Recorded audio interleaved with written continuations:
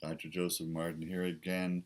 Our topic is experiencing self unity by transforming and integrating all your internal and your external complementary opposites. Now, what does this mean? Well, just on a human level, probably you're experiencing many times during every day an internal battle, internal fight between different parts of yourselves. It's like, we're all bipolar to some degree because that's the nature of the cosmos. It's the nature of our human anatomy and physiology and our human psychology. There's always two sides to everything. That's just a given. We need to accept that. It's how you deal with all these bipolar complementary opposites. They're meant to give us some distinction or differentiation or discrimination in a very much of a time in our evolution as human beings in 2013. We're very unconscious beings. Otherwise, we wouldn't create all these great civilizations and buildings and architecture and culture and art and music, and then every 40 years just bomb it all to hell and destroy it all, and then, like we did in Europe twice in the last century, and then have to start all over again. Well, that doesn't make any sense, does it? No. And on a personal level, how many times have we felt like we've gone through some failed relationships?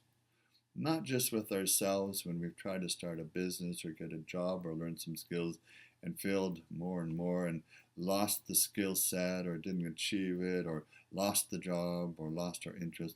And certainly in personal relationships with your significant others and your friends, all the times that we've lost those friendships because there was an internal battle that we hadn't been dealing with consciously and transforming. Well, the good news is, if you fail most successfully, you're going to learn faster and better. And that's what this is all about, too. There's no judgment in any of this. It's all just the way it is. What are the polar complementaries, then, that human individuals need to take into account? Well, the first one is that we're spiritual beings in a physical body and a physical overcoat. So that's a huge challenge because the spirit, your soul, is perfectly transcendent and infinite and eternal and immortal, and it's confined in this little biological case here of a bag of biochemicals and microorganisms that run the show, seemingly, and confined to time and space and matter. There's one. You need to deal with that. Find your spiritual, mystical, inner beingness and identity through yoga. I am yoga. You'll see some videos on that. And some deep spiritual inner reflection and devotion to the source of all that is, however you deem the creator, however you deem her to be. That's one. Well, one I've already mentioned is the conscious unconscious split in each of us. Not only are we as individuals and families and societies unconscious, but the whole world is unconscious. And so we need to realize that only 4% of what we are as psychological social beings is known by us. So we've got 96% of the unconscious to make conscious. There's another split. How do you do that? Dream analysis. In my over 40 years as a Jungian dream analyst, psychotherapist, psychologist, all my work with individuals are helping them to keep a dream record every night and to deal with those and to decode the symbolism of the hidden soul in the unconscious and make it conscious. Part of that work is to realize there's another split, the persona, the masks you wear to fit into society, and not really who you are. You take them off and on all day long. There's a deeper part of you that's inside that you need to know, which is your true inner ego. Well, then we need to deal with another fact that the ego, which is more or less conscious, we're realizing, how our ego thinks. It's only a thinking thing. And that, there's a hidden shadow part.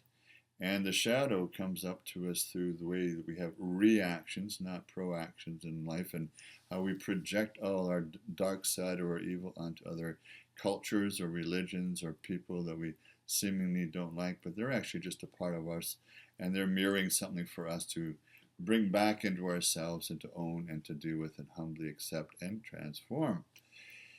Then we have the ego and the higher self. The higher self, again, is the soul, your immortal being of great light. And of course, that's something that most people have no idea. They have not found it yet. And so I trust that you will take a good, sincere inner reflection in doing that, finding some devotion with yourself, some kindness with yourself. That light being that we truly are is also then creates and manifests the dark shadow again. So, really, really important if you want to be a happy person and successful in your personal relationships and in your businesses, you need to deal with your shadow. Otherwise, it could jump out at any time and destroy a friendship in 5 words of meanness or some cruel activities or criminal activities that happen in work or business, cruelty or criminality, whichever. And that's not a good thing either. Now, what's most intriguing sociologically and psychologically is that there's an emerging global consciousness that's for the 21st centuries and beyond is the archetype of androgyny. And here again, we come to a really spectacularly important need to do with your inner masculine and feminine. Now, whether you're a man or a woman or any age or background or gay or straight, it's irrelevant and it's all possible and positive to be any and all of those people's and ways of being and living. You need to deal with your inner masculine and feminine. The masculine is the principle of the thoughts and the thinking process, the logic, the ratiocination, and it's very active. And the feminine is the receptive, inner, intuitive feelings, emotions, and the beingness of who you are, not the doingness of the masculine side. So it's the feminine side that gives you a sense of friendship and happiness and joy in life. You need to be in touch with your feminine either all the time, otherwise your relationships will go a kilter and you'll suffer even more. So it's very important to get in touch with your feminine side. Another balance you need to look at is like your inner world and having a good sense of who you are and your identity, which is part of this I Am Self-Worth online coaching. This is only an introduction.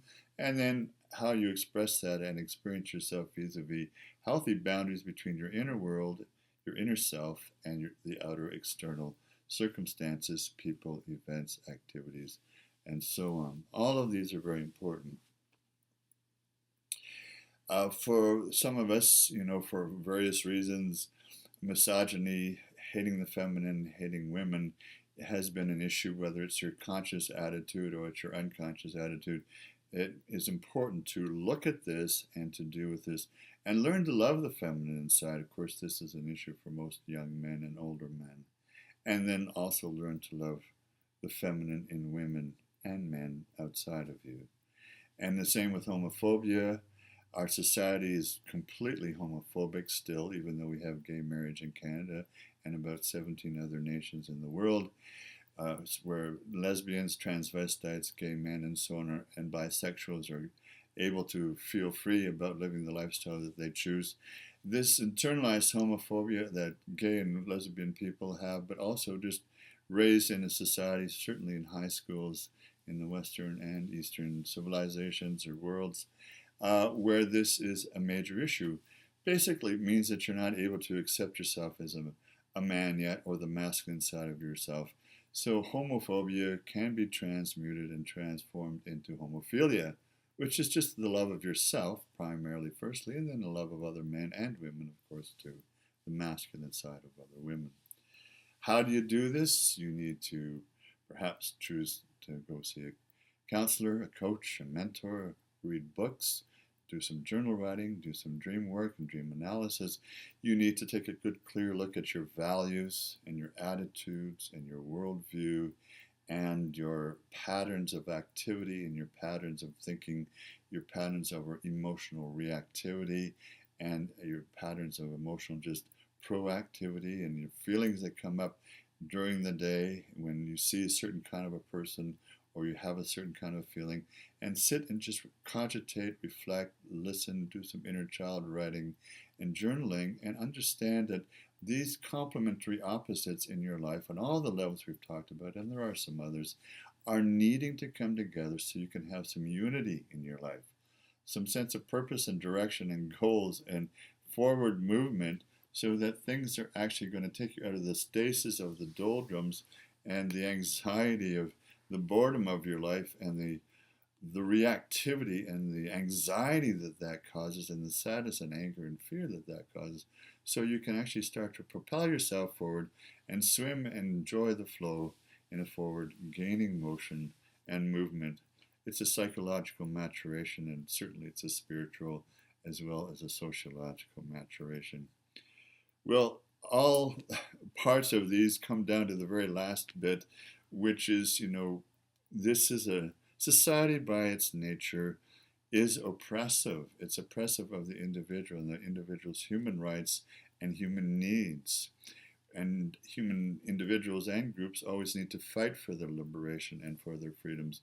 So learn to deal with feeling and knowing what's oppressing you, well, how you oppress yourself and how society is oppressing you, and transmute that into some kind of way of understanding and choosing a venue that's your unique cultural artistic expression to create some freedom for yourself. Freedom will get you out of fear, and freedom will bring you into the sense of love, purpose, passion, meaning, value, the highest values, and a sense of soul identity. Well, blessings on you. Om Namah Shivaya. Hope to see you again real soon.